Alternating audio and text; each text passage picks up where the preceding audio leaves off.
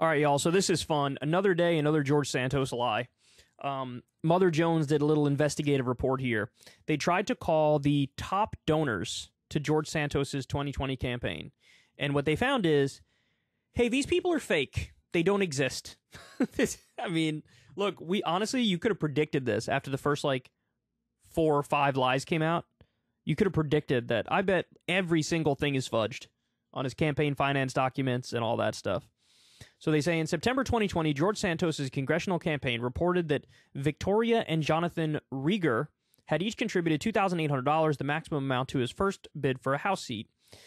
Their listed address was 45 New Mexico Street in Jackson Township, New Jersey. A search of various databases reveals no one in the United States named Victoria or Jonathan Rieger. Moreover, there is nobody by any name living at 45 New Mexico Street in Jackson. The address doesn't exist. There is a New Mexico Street in Jackson, but the numbers end in the 20s, according to Google Maps and a resident of the street. This guy, man, this guy is something special. This is like Catch Me If You Can, but for somebody with a 70 IQ. That's what this guy is. Catch me if you can, and I've been caught. That's what's happening with him. He's definitely going to prison. Anyway, Santos's 2020 campaign finance reports also list a donor named Stephen Berger as a $2,500 donor, and said he was a retiree who lived on Brant Road in Brawley, California. But a spokesperson for William Brandt, a prominent rancher and Republican donor, tells Mother Jones that Brandt has lived at that address for at least 20 years. I think he's supposed to say he hasn't lived at that address for 20 years. And neither he or his wife, the only other occupant at the Brant Road home, have made any donations to George Santos. He does not know Stephen Berger, nor has Stephen Berger ever lived at Brant Road. The Rieger and Berger contributions are among more than a dozen major donations to the 2020 Santos campaign, for which the name or address of the donor cannot be confirmed, a Mother Jones investigation found. A separate $2,800 donation was attributed in Santos's reports filed with the Federal Election Commission to a friend of Santos, who says he did not give the money. Under federal campaign finance law, it is illegal to donate money using a false name or the name of someone else. It's called a contribution in the name of another, says Sourav Ghosh, the director for federal campaign finance reform at the Campaign Legal Center, a nonpartisan watchdog. It's something that is explicitly prohibited under federal law.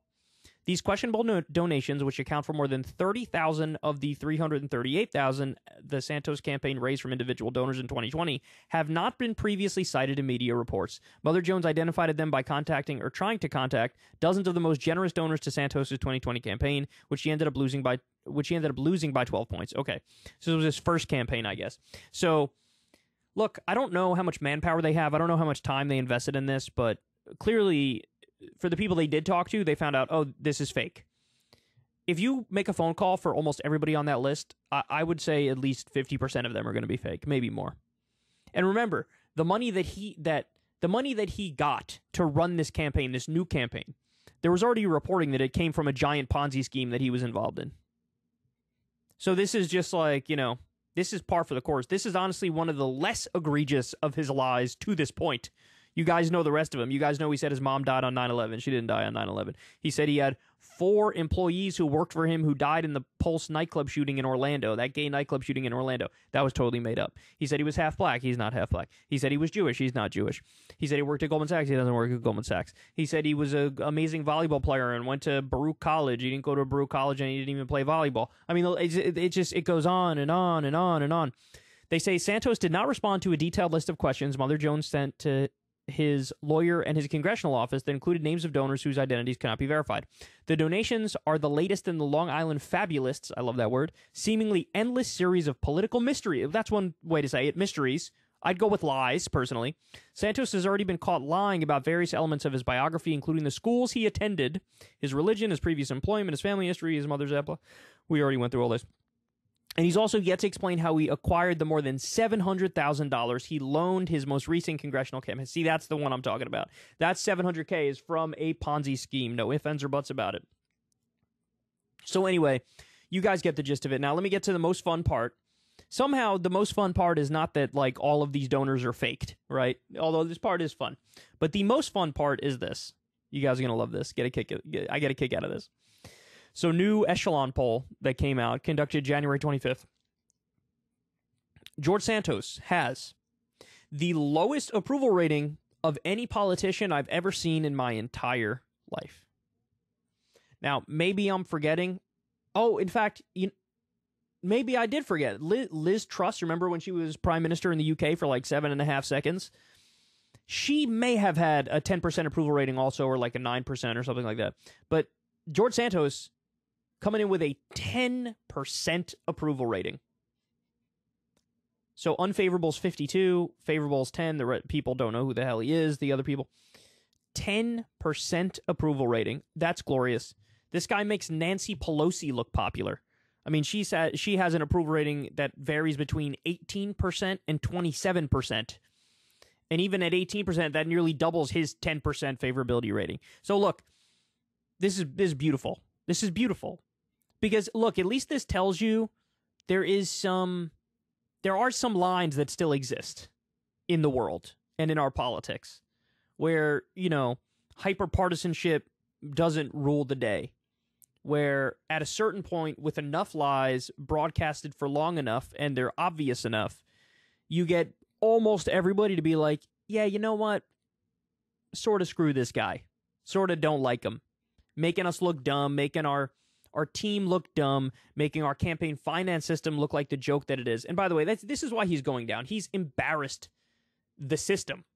And so now the system will strike back. The system is not going to stand for this. Guy makes a mockery out of the system. He's definitely going to prison. 10% approval rating. But by the way, I will say this, final point. That's still, it's good, because that means, like, not a very popular guy. But, like, this still means that 1 out of 10 people who you talk to would be like, yeah, I love that guy. But, like, I don't even think that's true. I feel like it's just sort of somebody trying to get off the phone while doing a poll, right? Like, they call up, yeah, anyway, I'm making tacos. What do you want? Sure. Okay. Who? Mentos? George Stephanopoulos? Santos? What? Yeah, I like him, whatever. Anyway, I gotta go. Like, I feel like that's what's going on here. It's not like 10% are actually ride or die for this dude, this freak. Jeez. By the way, again, shout out Kevin McCarthy. Made a deal with this guy because George Santos voted for him, so George Santos got to sit on some committees. Kevin McCarthy's looking the other way. So, and this, beyond any doubt whatsoever, what this tells you is there are no rules. You could lie as much as you want for as long as you want. And if you're with me, the speaker, I'm gonna look out for you. Because again, we found out every aspect of his life he lied about, and they just don't care.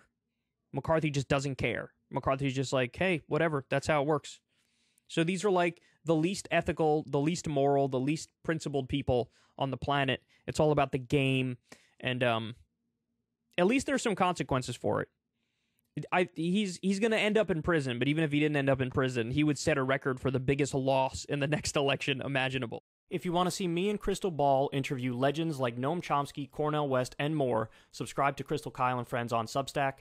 $5 a month gets you the video version a day early.